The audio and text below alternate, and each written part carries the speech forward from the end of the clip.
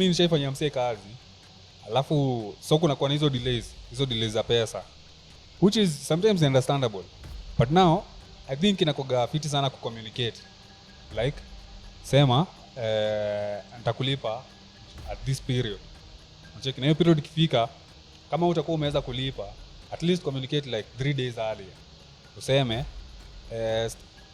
ikifika hapa juu sasa vitu zikianza kuescalate kitu ya kwanza unaniweka mahali pabaya juu one mimi sitaki kulose client unacheki kitu ya pili juu obviously niki escalate hiyo issue hautawi work na mimi tena although makosa haikuwa yangu unaona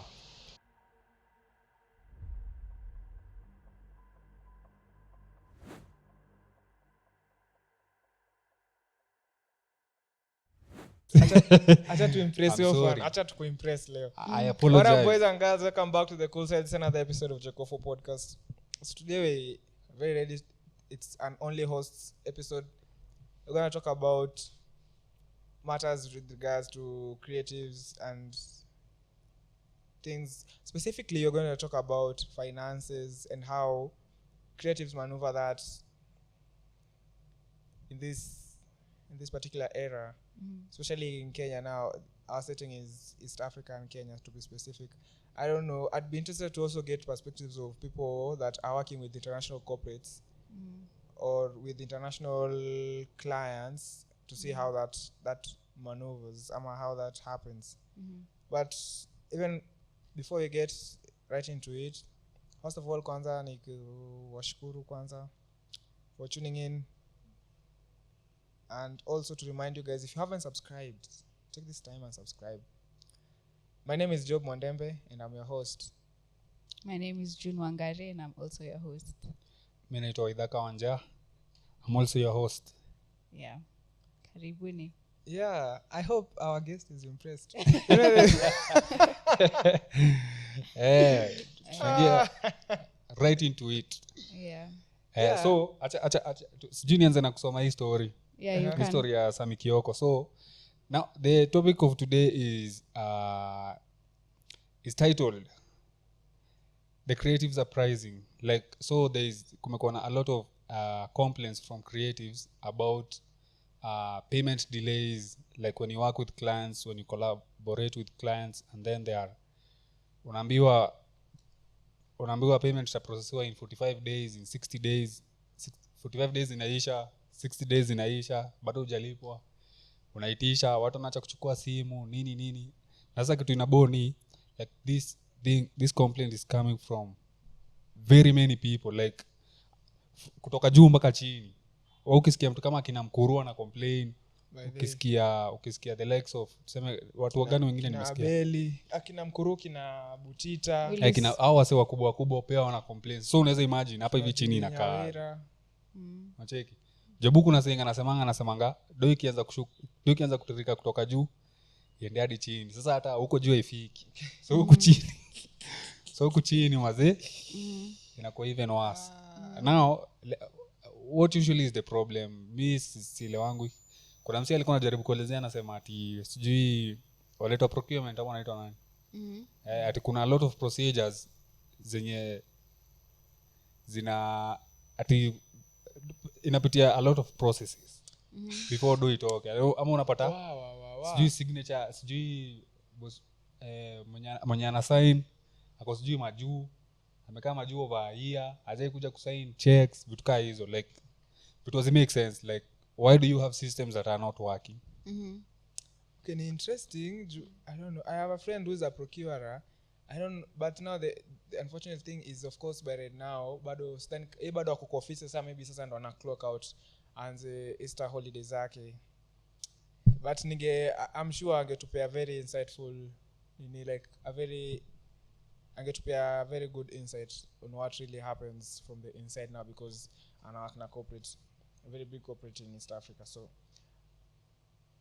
mimi in my creative journey imekuwa very interesting in the sense that ukianza kumkatu kwa huko chini manze ilikuwa, so ukianza unaanza na perspective ya mi hata sitaki, like you sort of I can say for me imekuwa ni sort of every other time you get to realize that there is levels to this. and that is one of the things that nimekuwa nikirealize like every other day there's levels to this, like in whatever thing you do kuna levels. Na ilinihitaji kwamba bado I'm still at the bottom of the food chain. So ever since we've been wanting to grow and scale up the company and in all aspects that we have.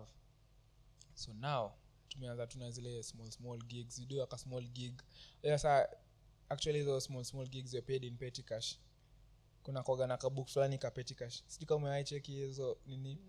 So hata ukienda kwa bookshop sasa ukienda kiuliza hiyo book you'll get inakoga ni kama leo unakumbuka ile book fulani ya receipt. Ile receipt book fulani tulinunuaga. Sasa kama hiyo kuna hiyo inaitwa petty cash. So petty cash hiyo book inasema ni the few coins zenye tuko nazo. So majorly like nikiwa na kwa company like the last time I worked in a corporate setting, like hiyo petty cash unapata hiyo do from the daily walk-ins za clients. So hiyo pesa tunatumia kubai chai, yenyewe wanakunywa saa 4, mkate, and maybe kama kuna any other thing that is needed. For instance, kama kuna kitu kama tape like you need tape, kama kuna kama unataka kununua sabuni, just the normal day to day running of the company, you use that petty cash. Sasa hiyo unaandika hapo hivi nimechukua 200 nimenunua omo, nimechukua 200 nimenunua maziwa na mkate ya kupika chai na majani. Sasa of course kianza gigs hizo ndo pesa tunalipwa na petty cash. Unajua ni small monies, like umefanya nini, umepiga picha hapa, umefanya nini, you just paid with the petty cash. Then una realize by the way kuna msee ameniambia story amelipwa na check. I'm like wow, that's interesting. Hiyo pesa itoshi kwa petty cash, ni mob, haizi lipwa na petty cash anymore. So like okay, now what can we do to rise to the levels of getting paid with a check? Do research, put in the work, reach to that level. Unaanza kulipwa na check. Then una realize by the ukilipwa na check, see your instant, like you don't just cash it. Unachukua check sahi na napeleka ndo lipwa na check, it has to be paid to a company. Hawezi andika job mganga, like and then it's a thing that a lot of artists I realize a lot of people have heard them online say like okay lipwa na check, or the first time yako anajua kama like it has to be addressed to an account. Alikuwa anajua tu kama nakumbuka Calligraph alikuwa anasema story yake, alikuwa anasema yeye alienda kaandikia check, akaambiwa tukuandikie check yako tuandike jina gani? Calligraph Jones. So pesa yako inapotea hivyo ama what happens? So now juu kwa bank you see what kwa bank wajui Calligraph Jones. So what happens na check ni literally you're addressing money, like naambia toa pesa yangu patia huyo mtu pesa yake. But huyu mtu ni nani? Huyu mtu anaitwa hivi. So this is like literally move money from identity A to identity B. But now identity B does not exist. So it means the money hasn't moved yet. So inabidi umerudi, I cancel your check. Juu unajua iko na a serial number. I cancel your check na indicate kama ame cancel, which nini accounts hawapendi hiyo mambo. Inabo sana. Depending on the company you wanaweza have to write a reason why they are canceling a check. Time ya auditing. Ndio sasa andike to another to identity B, and these identities have to have accounts. Okay. So there's no one like Calligraph Jones. No one said like ukisema I'm addressing an account to Mkunga, there's no one like that, but there is someone like Job Mganga. Mwandembe. So kwambie address to this is the account, use this bank. Nafika. Unaanza kufanya hivyo, una realize interesting. So badala nilipo na check, the actually pesa inaweza kuwa even more. Kuna actually bank transfers. You know, bank transfers are interesting. Imepotea email, but kuna email ziuka amejia hapa kwangu ya kuniambia kuna pesa like kuna levels. Nakwambia coming back to these levels to this, realize kwa mfano kuna pesa yenyewe siwezi tumiwa na M-Pesa, kuna pesa ndo ingie lazima nipate email kwamba pesa imetumwa. Alafu ningoje ni mingi, and then even pia the amount of transfer. What do you mean the amount of transfer? No, the kind of transfer. Oh, okay. I think ni Swift. Kuna hizo internal bank transfers, kuna internal bank transfers like just bank transfers. we come You on mean your from one bank to another? one bank to another or one account to another. Okay. So now they send you an email to let you know tumekutumia. Hiyo ingine ilikuwaga ni nimereceive asante from a message. This one you just get an email from the bank telling you, it's a whole email. I'll see I can get one, but I'll show you how it looks. Naka fiti. Unaingia online hivi unaona si message eti kitambo venye Truecaller na kutumia message hapo message ya green. Jumii ilikuwa ni message za green wananitumia like it's a good day. Na sasa hiyo ni email. You get an email telling you we have X amount has been wired to your account. Which I reflect maybe like 2 business days or something like that. But now getting to those levels is quite something, because you also realize for you to ndo uko unafanya hizo transfers, I'd say for me ni the amount of value that you are giving to them that is justifying that. But now you see the problem kwenye makosa ina happen sahi ni, me personally as a creative I can say there's no one who teaches you these things. Like if you get into the corporate space, hakuna mtu anakuambia welcome June, you're a graphics designer. Oh, interesting. So now you usually have this community that you need to enroll into, so that we teach you how to what, how to work with corporates, because unajua ukiingia in your mind uko zile za I want to be the biggest graphics designer that exists. Yeah. I want to get to that big money. How does that big money look like? Exactly. Yeah. So unaanza tu blindly. Unaona unaweza kuwa hata you don't have a company registered, you don't know like how, like for a company to work with you they'd want you to have a portfolio, like you don't know anything, you're just green. I feel like that is one of the things that the corporate space, like the creative space, misses. Yeah. Or somebody, education, yeah. Like you'll just come in, you don't have any knowledge, so you continue fumbling along the way. So now, like right now, what is happening right now ni tumefika place ya tuko wengi tuna fumble, alafu mimi na share, alafu na realize I'm also going through the same situation, bro. Yeah, like I've worked with corporates, kuna pesa this money is supposed to be sent, they haven't sent. Unasema maybe tu ni sisi tu. And then unaingia online you realize wait, hata wale wakubwa hawajalipwa. Oh my goodness. And it's the same thing. But now the issue ni, because if you look at other career lines, kuna kuwa na some sort of, I can use the word order for lack of a better word, but there's some sort of way in which things happen. Like for instance, for you to become a nurse or a doctor, you have to go to training. When you go to training, after you graduate, there are sort of like circles, there are bodies that govern that. You see, like there's a whole thing for you, like it's more or less defined kabisa, in the sense of like, if you're someone's apprentice, you learn the ropes and everything in between.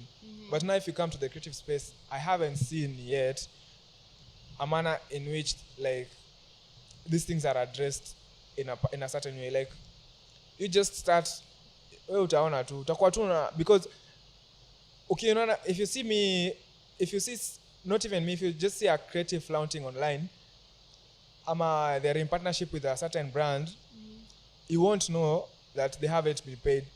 At the back of your mind, mi nasema mazi hata mi nataka kujituma nifike hizo levels. Little do you know at hizo levels amefika, maybe there are some challenges they're going through and they haven't like shared. And how do they maneuver that challenges? Because see it in mara ya kwanza, these things are happening. These things have been there for quite some time. The other time I was even watching Wix Mangudha. I'm hoping na pronounce vizuri. Wix Mangudha. Wix. Akiinterview pia yeye akona the same nini. Oh, you're financially incorrect. Yeah, financially incorrect. Akona the same issue. Like literally everyone goes through the same problem. But now how do they maneuver these things? So those are some of the things like should be addressed according to me. Oh, but ujume mention mix. I think pia nishaimsikia akisema something na pia mention the story there's no, I don't know how to explain, like one metric ama something that unifies creatives wote, that so she was saying such a thing. She was saying even in terms of price, it's all over the place. Like utambia mtu, like mtu mmoja atakuja aseme a certain figure and there's somewhere else it's a completely different figure. And alikuwa anasema that should be neutralized. How much would you charge for a documentary? Mimi nikae niangalie. So now nasema okay, hiyo kampuni inaitwaje? Nende niangalie, does it have any associations with like international, does it have international roots and stuff? Oh, okay, I can charge in euros, so I convert the money from euros to Kenya shillings, and then I charge. Mwingine angalie tu it's my first gig, let me just charge it. Mwingine angalie like there are very many ways of looking at these things. Kuna mwenye atangalia tu, so let me charge it in Kenya shillings, but again I'm going to charge each and everything separately. I'm going to bill you for gear differently, for the consultancy differently, for the deliverables differently. Alafu sasa kama kuna series fulani a creative anaitwa, what's the name of this guy? Man, I'm forgetting the name of this creative. There's a very legit creative, a photographer, alikuwa na Truth Slinger. Truth Slinger alikuwa anasema like if you're taking photos unafaa ulize zinatumika wapi. Yeah. Because now think about it, you're working with an international company. Ume charge tu for that, for the work of taking the photos. But ujui zinatumika wapi. Zende zitumike kwa billboard, zitumike for ads.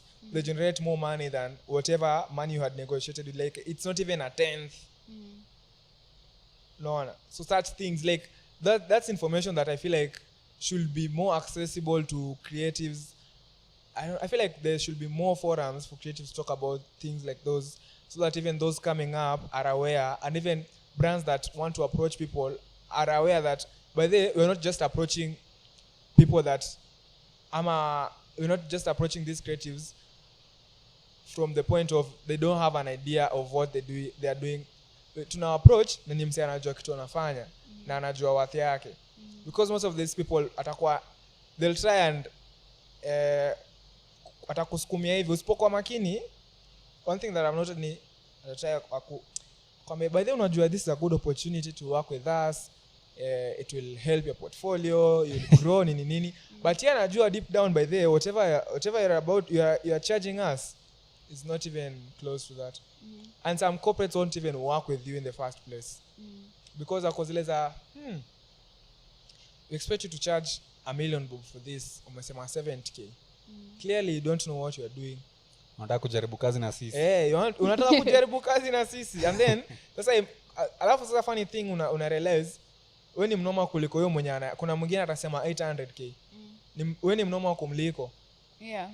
But atapewa juu ni kama from what ni kama anakaa ni kama anajua, anakaa nikaa kuna capacity pia is another thing corporates like look for kabisa in the sense of like wanaangalia sasa wewe mbona unacharge 70k na budget yetu ilikuwa mita, so you don't have the capacity to execute this, you're coming here to try 70k na mita ni crazy like ama hata umesema 120 like the difference is so huge. Wakozileza hata kama unafanya aje like you can't maneuver these things.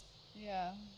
Kwingine unasema umepiga logistics za gari, wao wana expect wapatie price ya flight, umeandikia mko na gari mtaenda nayo, isi shatolewa. Yeah. So I don't know, I feel like education should there should be some form of education that or standards like ukinunua chapo hapa na Bungoma na Nairobi ni 20 bob ama 10 bob kwa kibanda, in a certain hotel ni utajua ni 100 bob, because you get like unafaa kuwa na a certain like some sort of standard where somebody is able to get from it and atumie figure yenye mtu mwingine akisema haita sound iko na that much difference. Are people willing to share such information? That's the problem. So the thing ni kuna podcast pia alikuwa anasikiza leo ni ama ni jana usiku alikuwa anasema something to do with money. Alikuwa anauliza, for instance, aliuliza mse, huyu staff wako mbona anafanya kazi hapa? Akasema akaanza story mingi, tuko na work ethic poa, si tuko na nini vitu mob napenda sijui ni. Akaambiwa hizo vitu zote unaniambia ni bullshit, just tell me one thing, why are you here? I'm here for the money. That is the one reason that msee anafanya kazi na wewe. Akaambia okay, but you see, huwezi ambia mtu, kwa mfano huwezi amka asubuhi uambie staff wako aya ndio 10k utafanya kazi, ndio 10k utafanya kazi, afanya kazi na kupea 10k. It doesn't work like that. Yeah, because anasema you'll start feeling some sort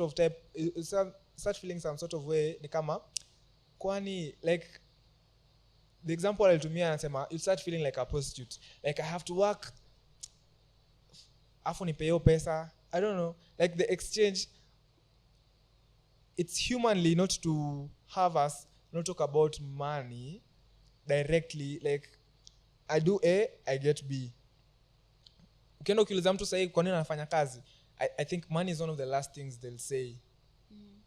But it is the actually number one thing that inawapeleka hapo. For most people watasema ati napenda koto juu ya ambience nini. Punguza hiyo mshahara sahi na uongeze ambience.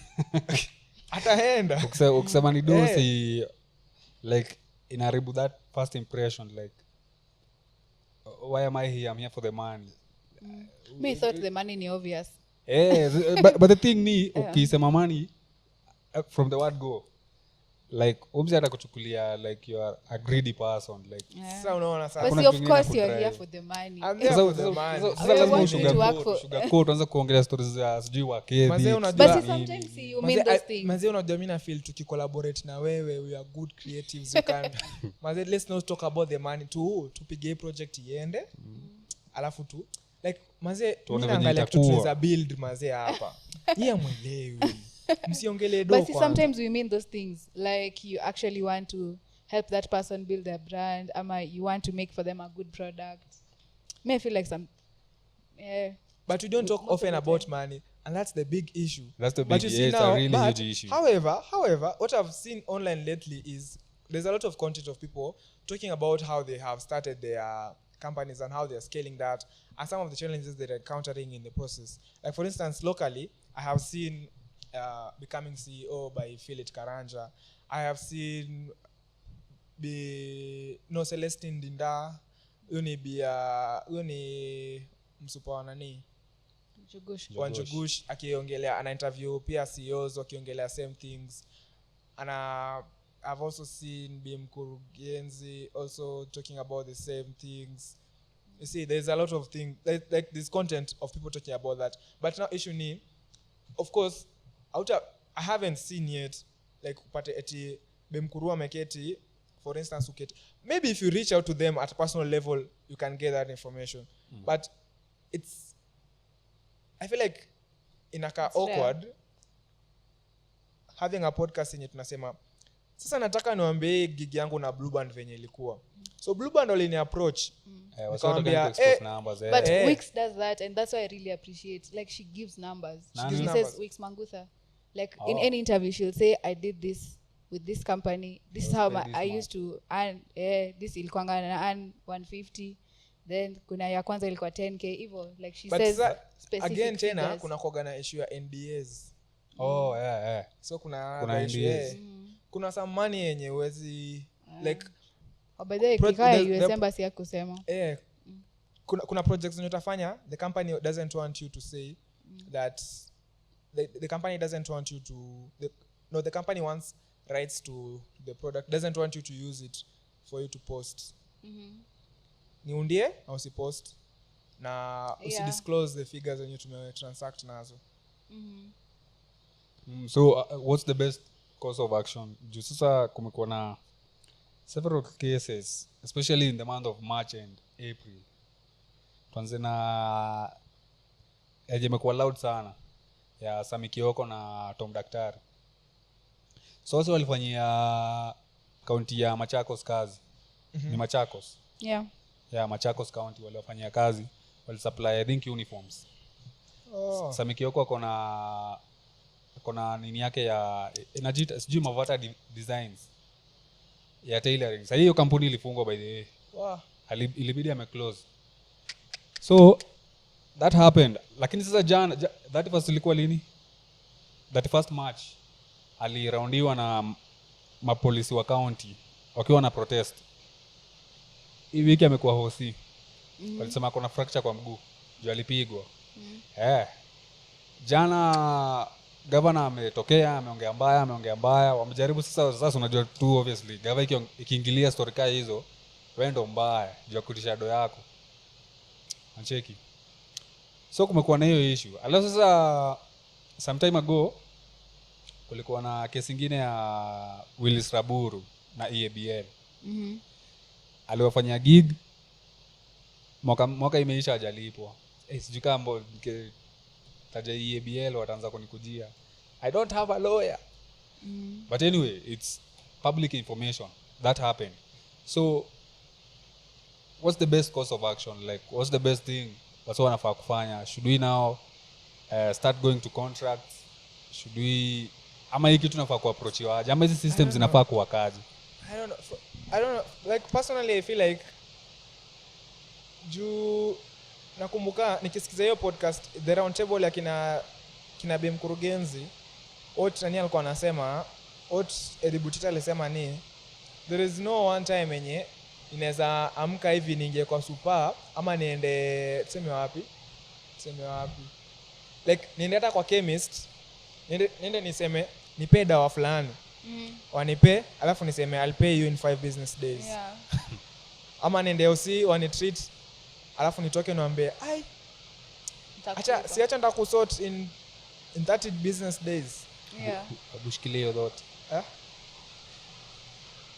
So unacheki like hakuna kitu kama hiyo.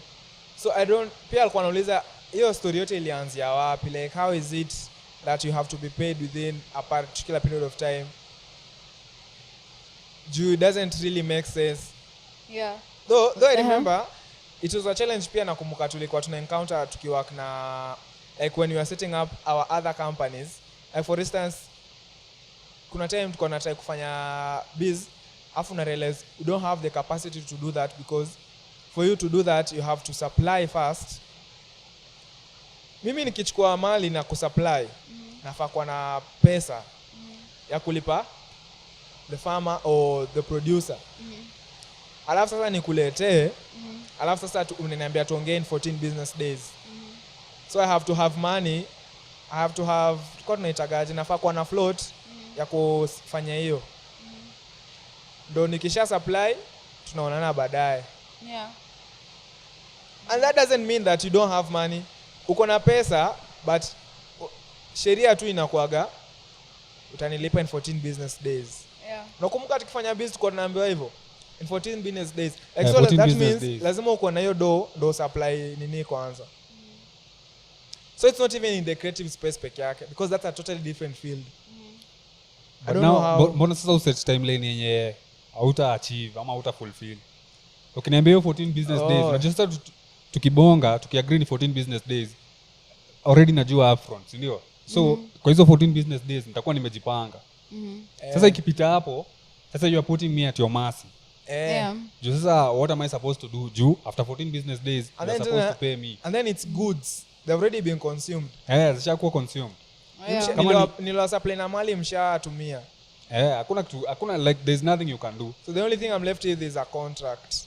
But you see now, like for us, it's a small company. We literally are waiting for you to pay so that we recoup the profits and then we supply you with even bigger goods. Even like larger amounts of goods. Juu unakwamia sasa. Sasa unajua hizi vitu kama mimi nishaifanyia msee kazi. Alafu so kuna kwa hizo delays za pesa. Which is sometimes understandable. But now I think inakoga fiti sana ku communicate. Like sema nitakulipa at this period. Unacheki na hiyo period ikifika kama utakuwa umeweza kulipa at least communicate like 3 days earlier. Useme ikifika hapa juu sasa vitu zikianza kuescalate, kitu ya kwanza unaniweka mahali pabaya juu one, mimi sitaki lose client. Unacheki? Kitu ya pili juu obviously niki escalate hiyo issue hautawi work na mimi tena. Although makosa haikuwa yangu. Unaona? But then inafika time unapata hiki kitu imekuwa normalized design. Kama time nilikuwa na tunaongea na huyo msee alikuwa ananiambia ati sija ati naelewa sija kulipa bado, lakini unajua kuna msee mwingine pia nishaifanya na yeye na mpaka sasa hii bado sija, so imefanya ikani kama it's a trivial thing. And then uko like ni sawa unatoshanisha na huyo msee, lakini unajua huyo msee ako established. Yeye anajua pesa yake kichelewa atafanya hivi. Mimi sijui, mimi ndo naanza. But there's that. Kuna kugana hiyo issue. Hata kama niko established. So hiki kitu imekuwa kuna wenye wanangoja do for 6 months, the company still runs because that's ni one of the supplies that they do, like they have other forms of getting money. But you when you're just starting out, unakaa tu kila time una refresh hivi M-Pesa. Unashangaa what is happening. No, sasa mimi hata kitu wewe na nibo mimi ni wakikat communication. Wanapigia watu simu wachukui. Una text watu na blue tick. Like see just communicate. Wewe uniambie kumeenda hivi na hivi na hivi. Mimi nitajua venye nitajipanga. Lakini sasa kama uongei unaharibu kila kitu. I think it's very responsible. Like you're the manager of that company. I mean, I find that way communicate. I don't know. Like vitu zinafaa kufanywa better na pia so kulikuwa na idea fulani ya like creative unions. Kutakuwa na workers unions, tuseme kama kina walimu wako na kina Kupet, wako na NAT, wako na okeza, alafu laborers wa Kenya wako na Kotu. So wasekao creatives wanakuwa protected na nani? Like watu wakidili na pesa yako, who do you go to? Ama ni wewe peke yako kwa solo? Juu creatives juu wameanza kutaxiwa juzi. Nacheki. So I think hakuna hizo set systems za kushield creatives from things like that. Na hiyo ndio inapewa say your advantage ya kuweza take advantage of creatives na vitu zenye like services zenye wana offer. Kwa sababu the creative economy ni big sana. Na ukiangalia the industry ya kawaida, industry na the digital space, creatives ndio wako katikati. Ukitoa creatives, these people will not be able to get into the digital space. Na wakiingia wataweza kumanuva vizuri kwa sababu they don't know what goes on. Ukiangalia a lot of companies venye tuseme nini kama Instagram imetoka, like app kama Instagram ilitoka lini? Uko 2010s. Uko 2010s huko. A lot of companies walianza kuingia spaces kama Instagram hapo 2015, 2016. Wengi wameingia 2020. Wengi wameingia 2020. In Kenya wasengi wameingia in the digital space during COVID.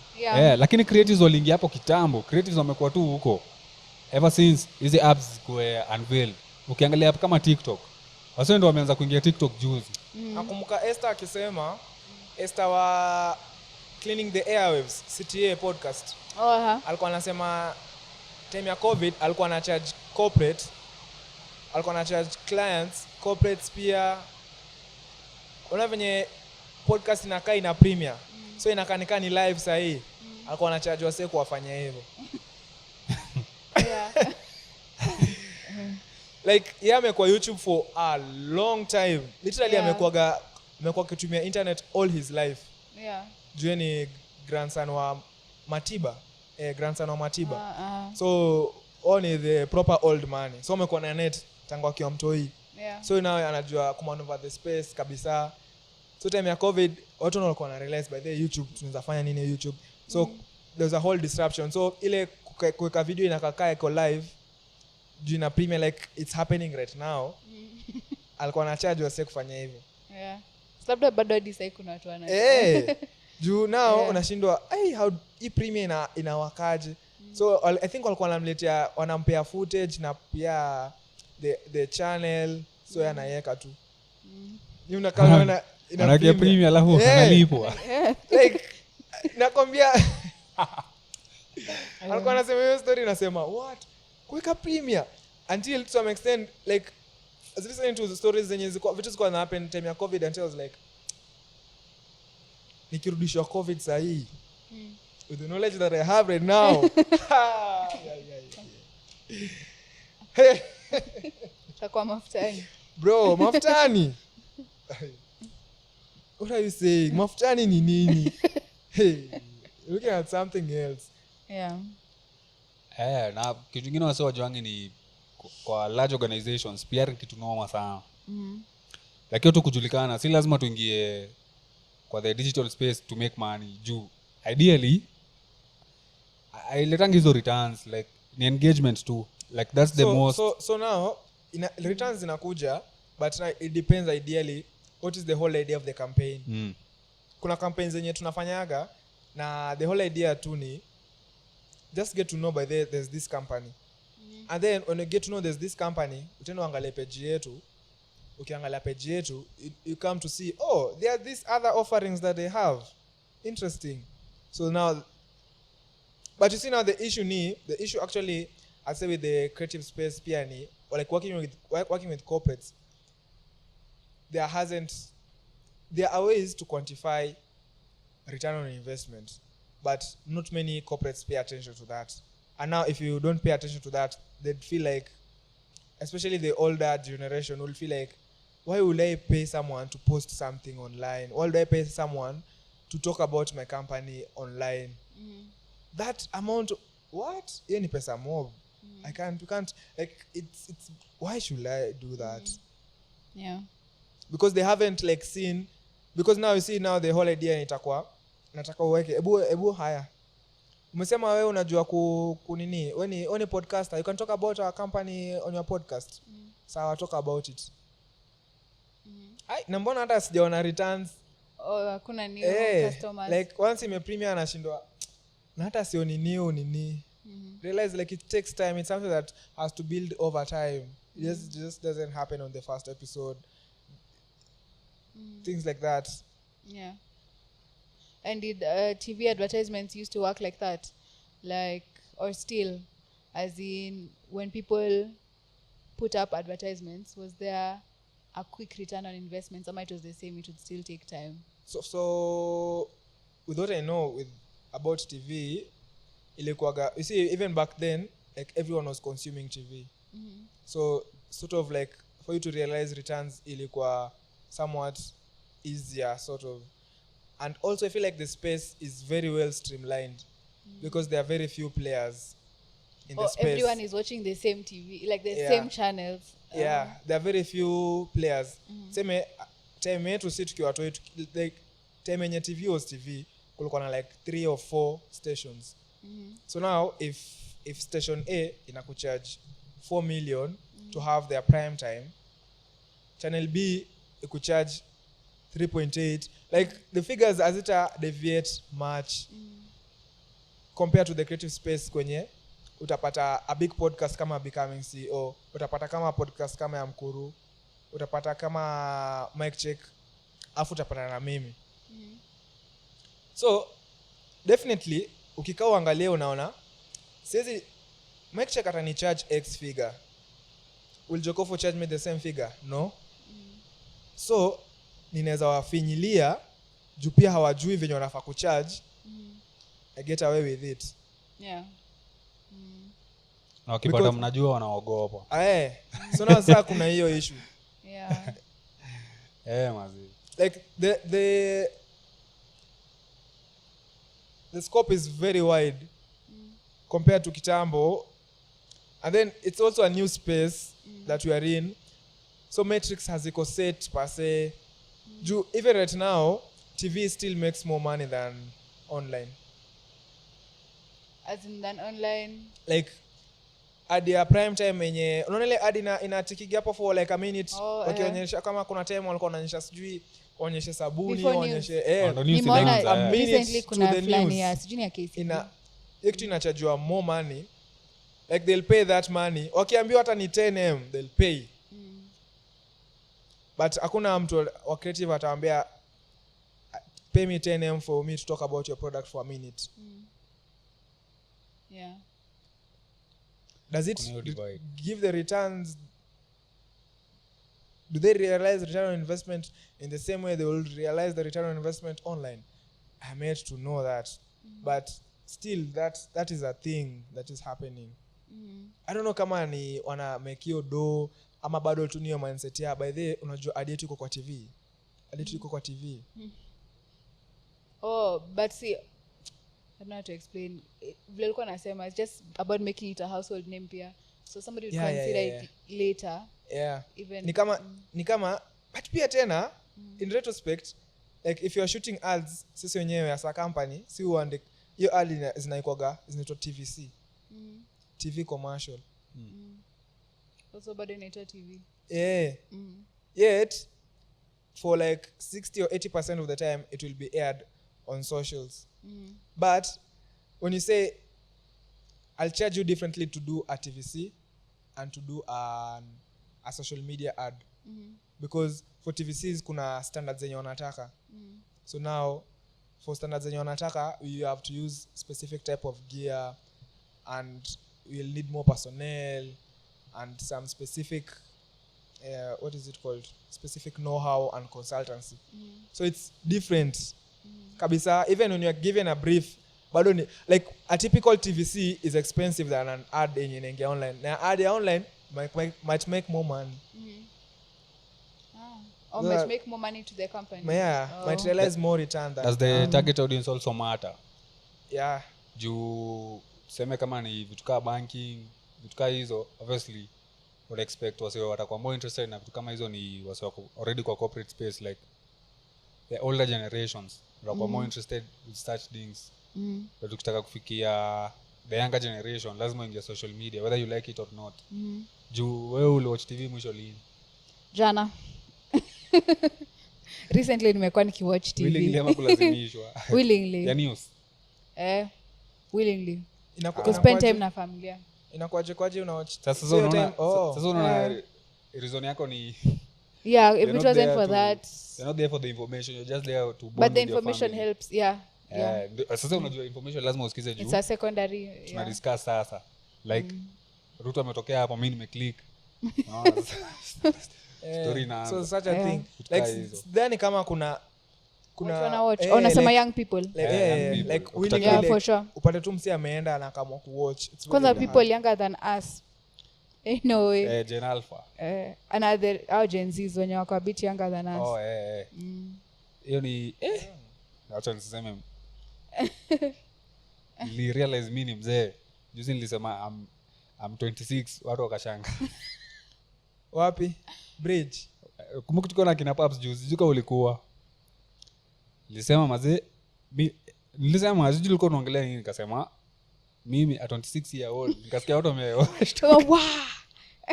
Na wenzako wanafikiria venye watapata ID, wewe unasema uko 26. Mimi niko 26. Umekuwa na ID hiyo miaka yote.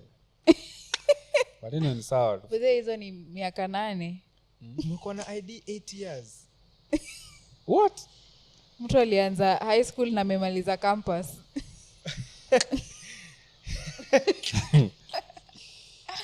It's been a minute to alive. So I don't know. But anyway, and then the issue ni how feel kama mmeachana that much juu mkihang out mnakaa mmetoshana. And then kwanza mi kitu yenye nilikuwa najiuliza what is happening with me juu I remember kuna watu wa best yangu I was looking at them na niko na picha yao mtu huyu akiwa anaingia literally tu ni la graduation yake akiingia class 1 grade 1 lienda juzi naambia kwa grade 6. I'm like grade 6 what has happened, like what have I been doing hiyo miaka yote? Literally I'm the same person. They're like Uncle Jobu uko grade 6. Grade 6 sini juzi tulikuja nini yako wewe? Ako grade 6 bro. Yeah. But anyway, so nimekuwa nikifikiria hivyo venye ulikuwa unasema kuna creators ukicheki online they work with a lot of brands. Naweza jua what is behind the scenes. But some of them wanakaga wako very composed. So is it that wako na other streams of income ama what usually goes on juu hebu nione kama msee najua msee kama Tilepak bro msee work na brands mingi a lot of brands like literally kama wewe ni brand unataka visibility kwa the digital space one of the most sought after individuals ni Tilepak bro. Unajua Tilepak bro? Unajua Tilepak bro? Oh. Ni Tilepak bro. Namjua juu walikuja walikamiji kwa Mantalk podcast, Mantalk KE, na msupa wake at the time. Naweza taka nikae chini na msee nisikie rada. I think one of the things that itasaidia creatives is majorly like positioning yourself, because you see I'm yet to know details of most engagements, but if one of the most successful engagements that we've had as a company is when contracts are involved. Yeah. Contracts are involved. Contracts, yeah. Yeah, zinasaidia sana contracts, and like when you make it sort of like a legal thing, isikwe tunaku approach juu any creative. Tunaku approach juu ya business. Yeah. Like once we personally as a company realized like we are not just a bunch of creatives, we are also a company, and the whole idea of a company or a business is to make money. So we will play our part, you play your part. We are here to make money. You are here to make money, you are here to get the value. So usiniangalie kama msanii tena. That's one of the things that I think King Kaka has nailed. And King Kaka, I remember at the time nikicheki podcast yake alikuwa anasema he was the most sought after musician. Alikuwa na the most endorsements ya brands, the most. Juu na ukikaa ukimsikiza vitu anaongea, anasema haendi kama King Kaka, anaenda na his legal team. It costs money to have a legal team, but it makes more you money. are bigger, you are even safer, and your image is even more protected. Because now badala ya wewe kushinda umekuwa frustrated ama because it disrupts your creative process as a kama msanii, unakaa unafikiria nataka kuandika kitu but unakumbuka hawajalipa client you fulani, I'm supposed to follow up on payments. Like just I feel like having systems can help creatives. Oh, systems. Even though Mkuru alikuwa anasema mkianza ku make do the first person mnafaa kutafuta ni an accountant.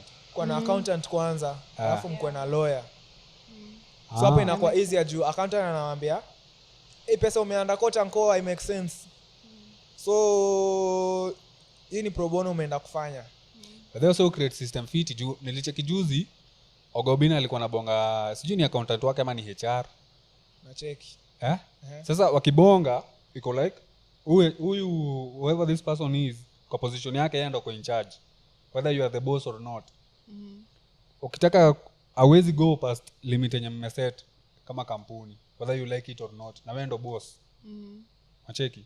Na kama mnataka kugo past a certain limit, lazima ikuwe very well justified, like uko umepeana specific reasons why you want to go overboard. Kama bora unataka kuenda zaidi ya mali wote tunaenda. Like nimelipa kila mtu, si ndio? Wewe boss ndo wa mwisho kulipwa. Hiyo ndo mshahara yako. Unapata mshahara hadi unacheka. Mimi niko na swali. So like when unasema this means that these people are working under registered companies. Yeah. But I feel like a lot of creatives, a lot of creatives who just started out don't have registered companies. That makes sense. Like me, let's say I can say I'm just June, I'm an influencer. That's all. You get. So how would they be able to do that? They have, because me nashanga pia, for example, let's say if I'm a musician, what is my business? Do I get a business as my name? Is my name the business? You get. Like if am I under likama ukiangalia Mic Check podcast page yao si Mic Check podcast ni Upside Digital Networks. So like Upside Digital Networks is the company, and then Mic Check podcast and In Conversation with Chaksi is under that Upside Digital Networks. But you can so still have, but you can still want to transact with Mic Check. Yeah, you can still. So now it depends na wao wakitema kuregister wameregister aje. Na sasa, But that's just an example of what how happens to individuals who are not registered? Do they have to work with agencies? I think you should actually. You should get registered because of one, legally it requires you to get registered For you because of one, to you're paying transact tax. money. Ukiwa creative unalipa tax. Sasa, how will they, let's say I don't have a registered business and I'm making money, how will I pay tax? So now get- unacheki kwanza the first hurdle hapo yenye uko nayo ni you Utashikwa cannot transact with a corporate. bila Okay. kulipa taxes, yeah. Corporate kwanza atakuuliza uko na pin. Sasa kani check na kuandikia wapi? Yeah, that makes Because sense. for them they have to show. And what if they're Kenya not audit. working with corporates? Ama what's a Tuseme, corporate? tuwe example fiti nikaa ukicheki nilikuwa nacheki vida fulani TikTok ya ngoma mozo za Kikuyu penye zianza like ngoma iko na introduction mrefu so unapata kwa introduction kuna mpaka ad amesoma nje ya butchery fulani anasema anasema jina hiyo butchery alafu anamwambia endelea kuwakatakatia nyama unacheki so kitu kaa hiyo mimi nilikuja tu tukabonga ama wewe ni mori wangu nikakwambia mazee si ufanye hivyo ndo hii na hiyo story ikaishia hapo. But people should keep their word like that, you get. People should keep their Ama ebu ni sasa hiyo ni ubeshte tu like mimi so hapo hivyo nimekufanyia ad but hatutaitam kama a corporate thing.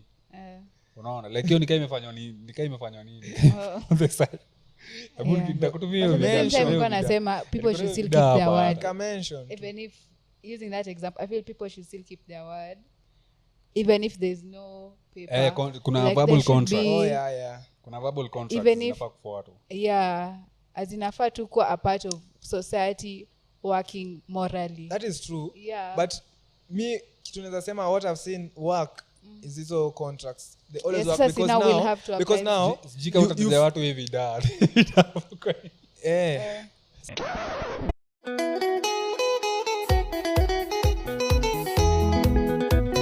Muthuri wa my sister gethiria twana tou wira ni mamawe Precious Butchery mwana wa High Point mageithie imona na umenderie nyama jeshi ya Munyoro mimi niko kadi je wewe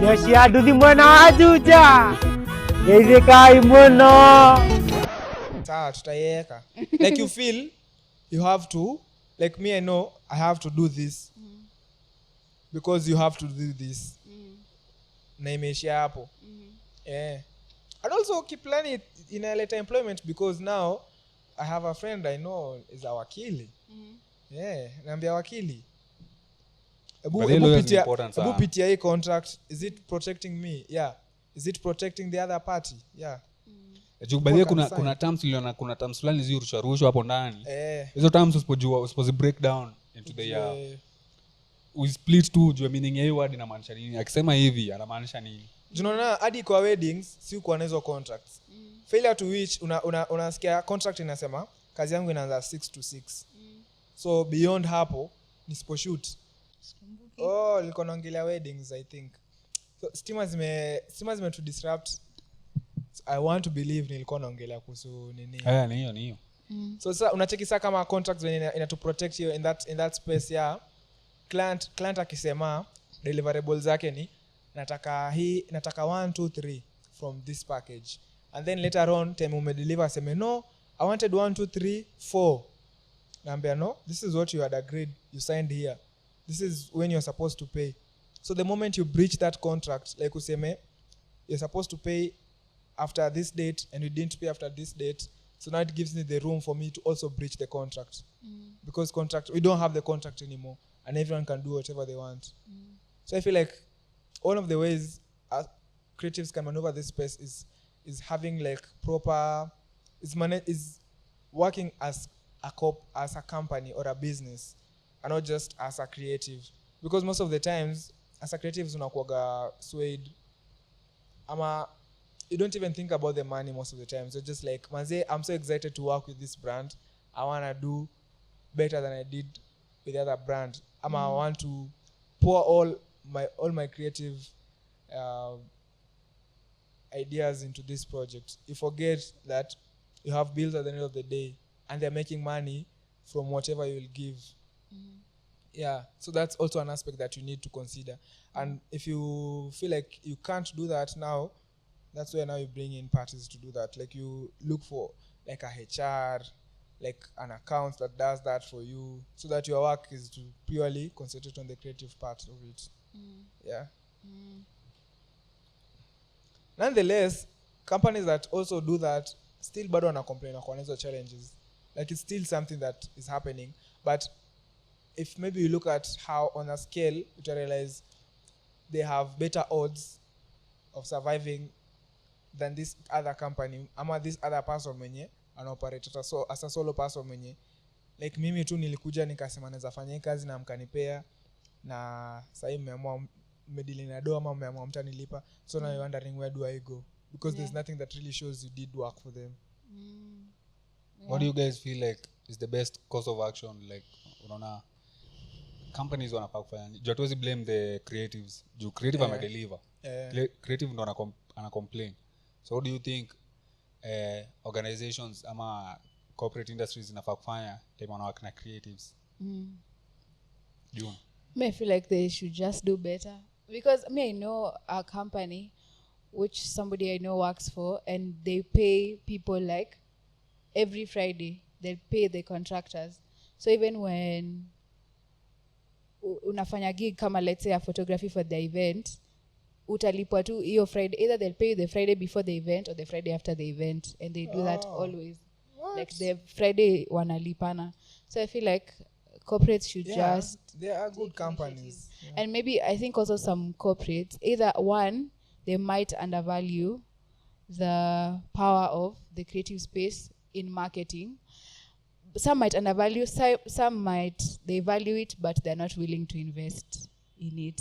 So it's the same for when mtu anaweza kuapproach anataka such and such for their wedding, but are you willing to invest in what it takes to actually deliver what they want? So so sometimes apata atakwambia kuna mwenye atakwambia hiyo do haiwezi, then kuna mwenye atakwambia okay, and then atalipa. You get?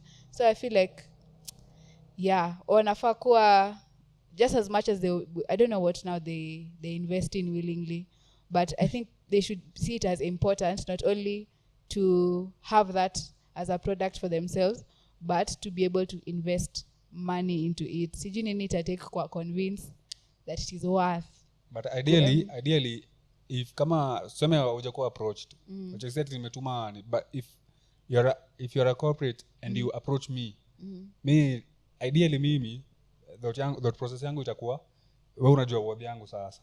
Wewe ndio umenikujia. Si ati sasa tuanze kuvutana. Na expect you know what you're getting yourself into. Unaona? Sasa mkinikujia alafu tena tuanze kuvutana, itakanika mimi ndo nilikuja kuwatafuta. Yeah. But sometimes like the more you deal with people, you realize people actually don't know how much these things would cost. Kama like wenye kuna client wenye alikuwa anambia Jobu anataka photography for an event kwa shule in a school. Sasa sisi tunamwambia 40k minimum yako ndani ni 5k. So it's, sometimes I think like genuinely it's sijika like watu hawajui the value. Walikuwa wamezoea cameraman anawapiga picha hapo kwa wale mwenye anashika kamera mbili na sijui liko 100 hapo. So they don't know that it has evolved. People are using machines worth millions and hundreds of thousands, and it can't be the same. And a lot of time spent. A lot of time in gaining the skill first of all. Something actually inakuwa na value ni your skill. Skill alafu time. Alafu sasa they don't consider how long are we going to use this thing. Nilitumia Jobu vida fulani hapo hivyo ya mse fulani vile ana breakdown. Ndio anaitwa truth slinger, mtu wa Matheka. Huyo mjamaa venye ana breakdown venye yeye value project zake. Yeye ana value kulingana na venye wewe una value. Like wewe unataka kutumia hii project kufanya nini? Na mtaitumia for how long? Itaka kwa social media zenyu for a lifetime. Tuseme kama ukifanya wase video ya harusi. Hii video ni yao for unless some mwachane, uvicha hata mkiachana bado video iko. Unaona? So this is something that is going to last you your lifetime. alafu unataka tuanze kubishana stories za do. Yeah. Heri hata uniambie tuandike nitalipa in installments. Na ufuate hiyo contract yenye umeandika. Ama kitu mtu ataona kwa billboard like watu wana hundreds thousands of people wanaiona on a daily. It's not the Exactly. same The amount as of kitu mtu ana conversion, post yeah. Instagram. Yeah. So Yeah. na wedhe msee anakwaga ameelewa huo msee bana But pia amekuwa kwa Truthlinga, industry. amekuwa I'm sure hata yeye amekuwa kwa industry amepitia. for a while. Yeah. Ukienda tu kicheki project zenye anafanya most of the time unaweza pata hata hajaonyesha project amefanya but ako tu sawa. Ni zile project zenye ni NDAs but unajua mimi ndo useme project sita post na sitafanya anything like I won't talk about it. You have to buy my silence. Literally inakuwa hivyo like I'm buying your silence. Yeah. So it has to be sign NDA a lazima premium. ulipie hiyo. NDA unaweza usilipie but rights za kupost and advertising kama sisi kuna projects zenye tumefanya zenye hatuja post Amwezi tu. niko tu na Google Drive links so now when I'm applying naweza sema like maybe nikiwa na wewe hapa ndo naweza kuambia by the way kuna hii project nifanye na hivi but sifai hata kukutumia because naweza kutumia ukashare usije like ikaenda tena kwa public against what we had agreed. Yeah. So kuna zenye ilikuwa strictly internal. Una deliver unapeana. You don't talk about it, you don't. Now wanalipa on time. They should pay. So now Have if they in your experience? That was a really interesting corporate Jew. Like it's an international company. So now advantage ya hao ni wanajua si tunajua wathi yetu. So wanajua nikikwambia nataka project na hivi I know what I want. Unapata unafanya project deadly unasema by this mtuache tu neke kwa YouTube wala. Unasema ni And they internal pay you tu enough for you to ni internal tu inapostiwa in the internal company so they share with the parent company abroad. Yeah. Just to show what is happening huku na imeisha hivyo. But I think that's a trend with Na by then companies. utaangalia kwa nini yao. So tunasema acha niende kwa website yao ama kwa YouTube yao nione kama wamepost ndo ni share hiyo link. Hakuna, haiko.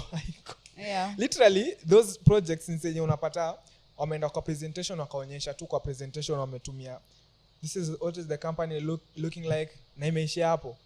And they don't care how much they've paid for that. Yeah. So there's That's that. nice. I think with that tumekava kila kitu. We can call it a day mazee. If you want to work with us, sisi hatunanga story mingi. Tunaga story mingi. Sisi mutual benefit. It's raining over here. Hapa kunanyesha mbaya sana. Yeah. Like nasema Kericho at this particular time it's raining mbaya sana. It's a Thursday. Oh, but that at the back of my mind I feel like it's a Friday. Inakaa Friday manze juu. Yeah. Easter inaanza. That's what he was trying to say. Yeah. Yeah, kuna watu wanajiuliza tangu asubuhi mpaka saa hii ni Thursday. Jamani. Yeah. This has probably been one of the longest weeks. What do you think, June? It's been a good week. We thank the Lord. Highly anticipated. Yeah. Sasa, thank you very much for tuning in. Kama umefika hapa mazee ni mnoma. Shout out to our first time fans. Kama umefika hapa mwisho mazee. Kama kuna kitu tumefanya imekuboa wewe tuambie, sisi tuta correct. Yeah. Thank you very much for tuning in. That has been Jokofu podcast for you. Don't forget to like, share, subscribe, tell a friend to tell a friend. Bye. By the way, we are actually wrapping up the season and Jokofu is turning a year older. A lot of things are happening. Yeah. Yeah. So, yeah. Cheers.